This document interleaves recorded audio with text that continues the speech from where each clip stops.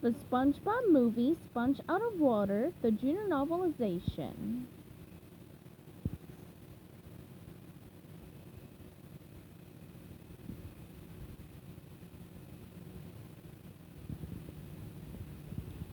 Chapter 8. Surrounded by attentive seagulls, Burger Beard read from the old book he'd stolen. He held it open to a picture of Bikini Bottom in flames. "And so," he said, "Bikini Bottom became an apocalyptic cesspool forevermore." He snapped the book shut. The end. The seagulls were very upset. "What?" they cried. "No! This book has more pages than that!" Humming and singing to himself, Burger Beard strolled over to the ship's wheel and steered. A seagull landed on the wheel and said, "There is no way that's the end of the story!" "Well, of course it is," Burger Beard insisted. "I'll show you. Turn around."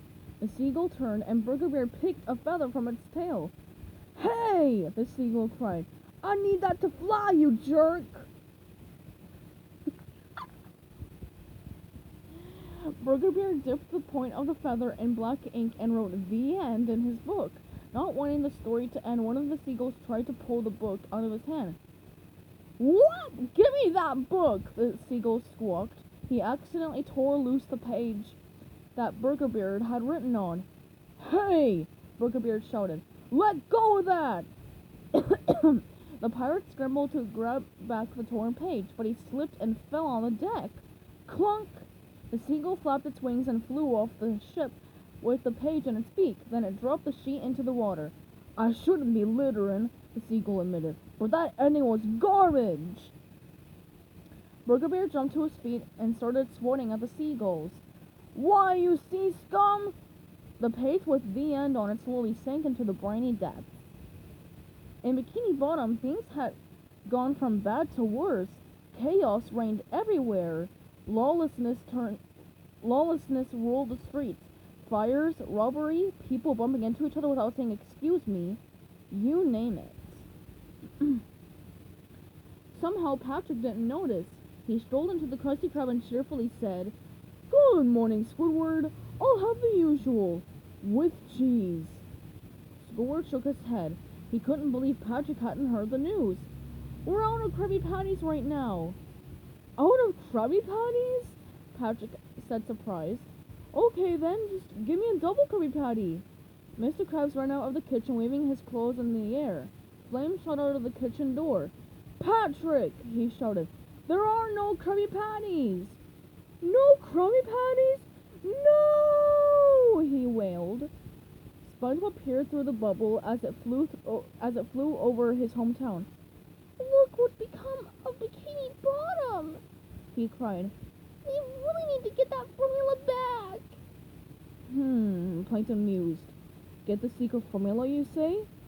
Excuse me, I need a moment." He turned away from SpongeBob and talked to himself. "With that formula, I could rule the world!" He muffled his evil laughter as best he could, then he turned back to SpongeBob. "Well, what do we do now?" Plankton asked innocently. "Now we work together!" he exclaimed. "You know, teamwork!" Plankton looked as though he had absolutely no idea what SpongeBob was talking about.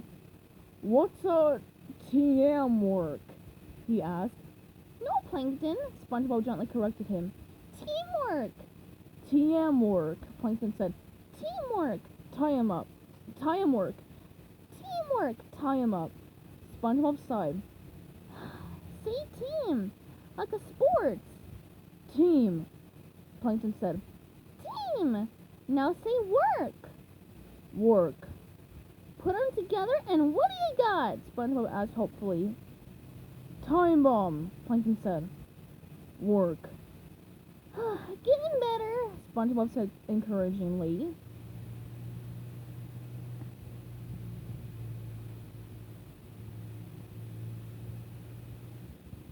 Stay tuned for Chapter 9, coming up soon.